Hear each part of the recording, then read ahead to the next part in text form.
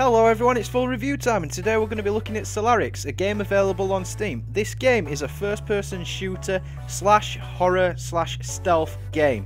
It is very tricky, especially if you don't do it stealth. I'm not too sure if this is a design fault, however, you do not have enough bullets to take out the enemies. If you want to go all guns blazing, I highly recommend stealth, but I'll show you more when we get into the game.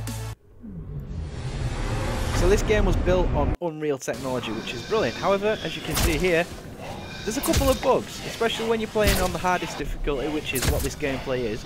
You do run out of bullets very easily, and this happens on quite a couple of occasions where the enemy can't get to you, but you can't kill them either because you've just got the electric gun. You've got no ammo on your pistol. So, unfortunately, you have to kill yourself to progress if you make a mistake. However, and you are nothing but an automation. I will succeed, and you will fail. It is predetermined. Absolutely flawless vocals. This game is got such pro visuals and vocals. Absolutely love it. So the developers there have done absolutely brilliant. Here's the ship that you eventually go to. I'm not going to spoil too much for you, but getting to this was difficult, especially when you play the hard difficulty. I'm not too sure on easy and normal. You find out that you don't really get a lot of bullets, so if you end up using your bullets to kill enemies, you have to do pretty much the entire game with stealth because ammo is very difficult to find. However, health is pretty good, so you can just run through and get hit a couple of times by the enemies and you should not have any problem at all. This game is classified as a horror. However, I'm not too sure, apart from the music, which does get you back up every now and again, the actual monsters or enemies that attack you, they're not really scary. They're just normal humans. Or, well, I say normal humans. They're a bit messed up, but they're not very scary at all. What you're seeing here is one of the fun parts about the game, whereas you have to turn on zero gravity so you can get to a high object. I think it's a radio tower, to break it down so you can get in contact with Amy, the artificial intelligence which is helping you. In terms of the backstory for your protagonist, you are an engineer. You're the only person left out of 400 people. The other 399 people have all been killed by a virus. And there are two people that seem to be on your side. One called Betty, who seems a bit crazy, and I will show you a clip later on exactly what I mean about that.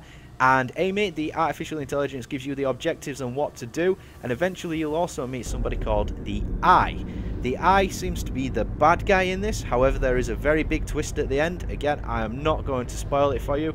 Here is Betty. I give up. You've got me cornered. Let's play a game, shall we? Hide and seek. I'm somewhere in the storm, and you can't find me. It's a mighty easy challenge, because I ain't hidden too well. I'll give you exactly 30 seconds after I say go. And if you can't find me, I'll fucking mutilate you. Go! Nice person. And here is the shotgun and an enemy. You can see, not a scary enemy. The shotgun does seem underpowered, but this game I think is designed to be a stealth game. You should not be using bullets. You should be taking enemies out or dodging them completely. One of the things that I liked about this game is the way that you can stealth, and you use light, well, more specifically you use darkness, and you can take out lights, etc. I believe that is what the bullets are supposed to be designed for, is to take out the lights so you can get around enemies rather than killing them. You do get a stun gun, but you have to aim it perfectly at their head. If you do not aim it perfectly at their head, from the behind, it has to be absolutely spot on. They'll turn around and they will kill you pretty much instantaneously. So you have to be very careful. There were times during this game where I was stuck on the same bit for about 30 minutes just trying to get these enemies to either go in a different direction or to stop killing me. It was very frustrating. I did eventually do it. So this game is for patient people. If you're not patient and if you don't expect to do this first run through without dying, then unfortunately this game may be not for you. There are still some bugs in this game, but the majority of the issues that were in the first release seem to have been resolved. I didn't find any major issues with this game at all, apart from the bit at the beginning where enemies seem to be walking into white space and the occasional enemy floating in the air. The game itself is pretty spot on. For an indie game, I have not found many issues with this. It might be a bit pricey for some people. The game, I spent around 3.5 to 4 hours playing the game. And this is the ending bit here where you are to make the ultimate decision, which is absolutely horrible, by the way. This bit was quite an emotional trait, especially when you find out a bit more behind Walter, which is the engineer that you play.